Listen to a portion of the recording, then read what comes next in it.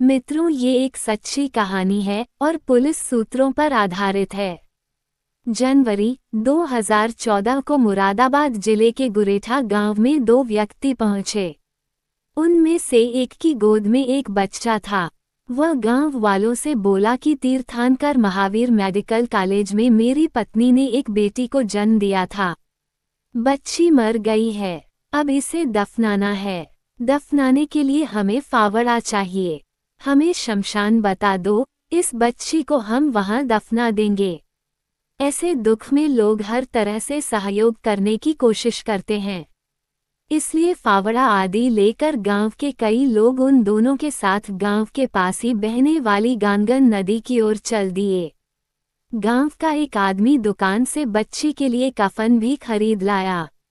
गांगन नदी के आसपास के गांवों के लोग अपने प्रियजनों का अंतिम संस्कार नदी के किनारे स्थित शमशान में करते थे, इसलिए वे भी बच्ची को कफन में लपेटकर नदी की तरफ चल दिए। नदी किनारे पहुंचकर गांव के एक आदमी ने बच्ची की लाश को दफनाने के लिए एक गड्ढा भी खोद दिया। वो उसे दफनाने ही वाले थे कि उसी समय बच्ची रोने लगी। बच्ची के रोने की आवाज सुनकर गांव वाले चौंक गए, क्योंकि उस बच्ची को तो उन लोगों ने मरा हुआ बताया था। बच्ची के जीवित होने पर उसके पिता और साथ आए युवक को खुश होना चाहिए था, लेकिन वे घबरा रहे थे। उनके चेहरे देखकर गांव वालों को शक हो गया। वे समझ गए कि कुछ न कुछ गड़बड़ जरूर है, लिहाजा उन्होंने उन दोनों को घेर लिया और हकीकत जानने की कोशिश करने लगे। लेकिन वे यही कहते रहे कि डॉक्टर ने बच्ची को मृत बताया था। इसके बाद ही तो वे उसे दफनाने के लिए आए थे। ये बात गांव वालों के गले नहीं उतर रही थी। शोरशराबा सुनकर आसपास खेतों में काम करने वाले लोग भी वहां पहुंच गए। भीड़ बढ़ती देख वे दोनों वहां से भागने का मौका ढूंढने लगे।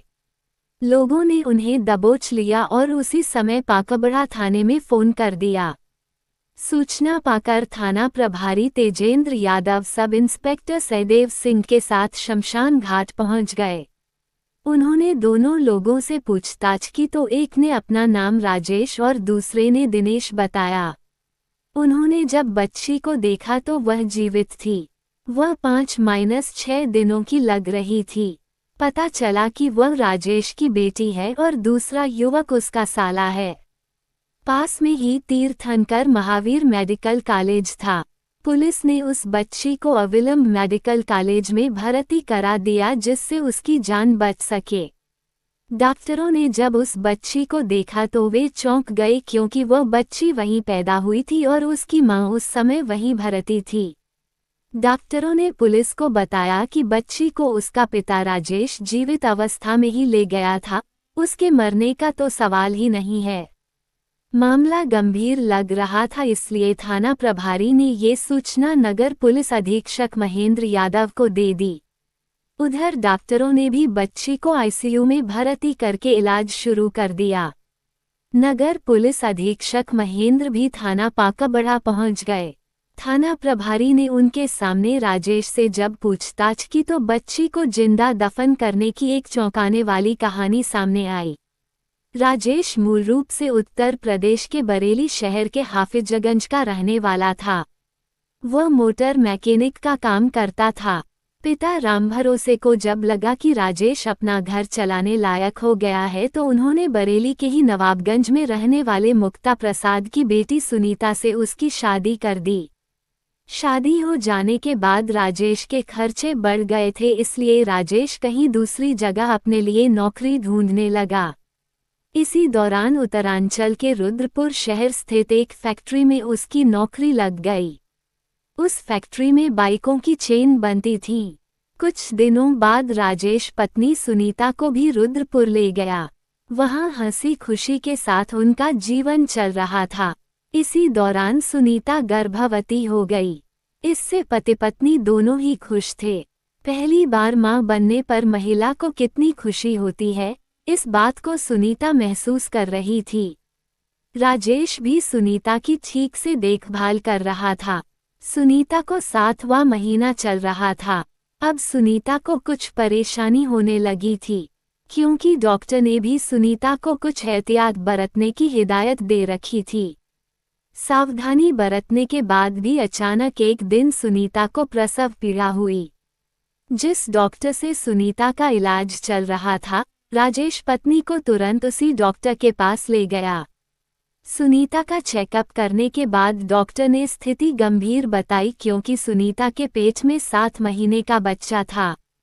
यदि वह 8 साढ़े 8 महीने से ऊपर का होता तो डिलीवरी कराई जा सकती थी। समय से 2 महीने पहले डिलीवरी कराना उस डॉक्टर की नज़रों में मुनासिब नहीं था। ऐसी हालत में सुनीता को किसी अच्छे अस्पताल या नर्सिंग होम में ले जाना जरूरी था। रुद्रपुर में कई नर्सिंग होम ऐसे थे जहां सुनीता को ले जाया जा सकता था, लेकिन वे महंगे होने की वजह से राजेश के बजट से बाहर थे। लिहाजा वह पत्नी को लेकर मुरादाबाद आ गया और उसे तीर्थंकर महावीर यूनिवर्सिटी के मेडिकल कॉलेज में भर्ती करा दिया। वहां 4 जनवरी 2014 को सुनीता ने एक बेटी को जन्म दिया। बच्ची 7 महीने में पैदा हुई थी, इसलिए वह बेहद कमजोर थी। उसे इनक्यूबेटर में रखा जाना बहुत जरूरी था, लेकिन मेडिकल कॉलेज में जो इनक्यूबेटर थे उनमें पहले से ही दूसरे बच्चे रखे हुए थे। ऐसी स्थिति में मेडिकल कॉलेज के joint director doctor Vipin Kumar Jain ने राजेश को सलाह दी कि वह अपनी बच्ची को किसी अन्य नर्सिंग होम या अस्पताल या फिर दिल्ली ले जाए, क्योंकि बच्ची की हालत ठीक नहीं है। उधर इतनी कमजोर बच्ची को देखकर वार्ड में भर्ती मरीजों के तीमारदारों ने राजेश के मुंह पर ही कह दिया कि ये बच्ची बचेगी नहीं, और यदि बच भी गई तो पूरी जिंदगी अपंग रहेगी। लेकिन राजेश ने उनकी बातों पर ज्यादा ध्यान नहीं दिया। बेटी की जान बचाने के लिए राजेश उसे लेकर मुरादाबाद के साईं अस्पताल पहुंचा। राजेश के साथ उसका साला दिनेश भी था। साईं अस्पताल में बच्ची को भर्ती करने से पहले 10,000 रुपये जमा कराने को कहा गया। उसके पास उस समय इतने रुपए नहीं थे। राजेश ने अस्पताल कर्मियों से कहा भी कि वो पैसे बाद में जमा करा देगा, पहले बेटी का इलाज तो शुरू करो। लेकिन उसके अनुरोध को उन्होंने अनसुना कर दिया। राजेश बेटी को हर हाल में बचाना चाहता था, इसलिए उसने अपने कई सगे संबंधियों और रिश्तेदारों को फोन करके अपनी स्थिति बताई और उनसे पैसे मांगे, लेकिन किसी ने भी उसकी सहायता करने के बजाय कोई न कोई बहाना बना दिया। राजेश बहुत परेशान हो गया था। ऐसी हालत में उसकी समझ में नहीं आ रहा था कि वह क्या करे। चारों ओर से हताश हो चुके राजेश के कानों में तीमारदारों के शब्द गूंज रहे थे कि बच्ची जिंदा नहीं बचेगी, और अगर बच भी गई तो जिंदगी भर विकलांग रहेगी। निराशा और हताशा के दौर से गुजर रहे राजेश ने सोचा कि जब बच्ची पूरी जिंदगी विकलांग रहेगी तो इसकी जान बचाने से क्या फायदा। इससे अच्छा तो यही है कि ये मर जाए। इसके अलावा उसके मन में एक बात ये भी घूम रही थी कि यदि बच्ची नहीं मरी तो वह उसकी वजह से पूरी जिंदगी परेशान रहेगा। लिहाजा उसने बेटी को खत्म करने की सोची। इस बारे में उसने अपने साले दिनेश से बात की तो उसने भी जीजा की हाँ में हाँ मिलाते हुए 6 दिन की बच्ची को खत्म करने को कहा। दोनों ने बच्ची को मारने का फैसला तो कर लिया, लेकिन अपने हाथों से दोनों में से किसी की भी उसका गला दबाने की हिम्मत नहीं हो रही थी। फिर उन्होंने तय किया कि बच्ची को जिंदा ही गड्ढे में दफना देंगे, और जब सुनीता पूछेगी तो कह देंगे कि बच्ची की मौत हो गई थी और उसे दफना आए हैं। गड्ढा खोदने के लिए उनके पास कोई चीज नहीं थी, इसलिए वह फावड़ा मांगने के लिए गुरेठा गांव पहुंचे। ऐसी हालत में गांव वालों ने उनकी सहायता करना मुनासिब समझा और उनके साथ गंगन नदी के किनारे उस जगह पर पहुंच गए जहां लोगों का अंतिम संस्कार किया जाता था। उसकी नन्ही सी जान की आंखें ठीक से खुली भी नहीं थीं। दुनियादारी से तो उसे कोई मतलब भी नहीं था। माँ की गोद से पिता के मजबूत हाथों में वह इसलिए आई थी कि वह उसका इलाज कराएंगे, लेकिन उसे क्या पता था कि कन्यादान करने वाले हाथ ही उसे जिंदा दफनाने के लिए आगे बढ़ेंगे।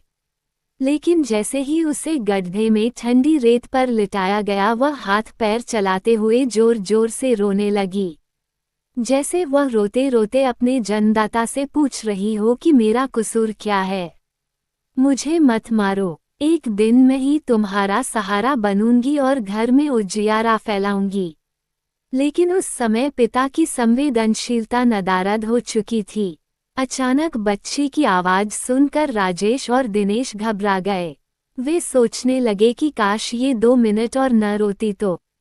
बहरहाल उसकी आवाज सुनकर गांव वाले चौंक गए और उन्होंने पुलिस बुला ली। दोनों से पूछताछ के बाद पुलिस ने उन्हें न्यायालय में पेश करके जेल भेज दिया। पुलिस ने उस बच्ची को तीर्थांकर महावीर यूनिवर्सिटी के मेडिकल कॉलेज में भर्ती करवा दिया था।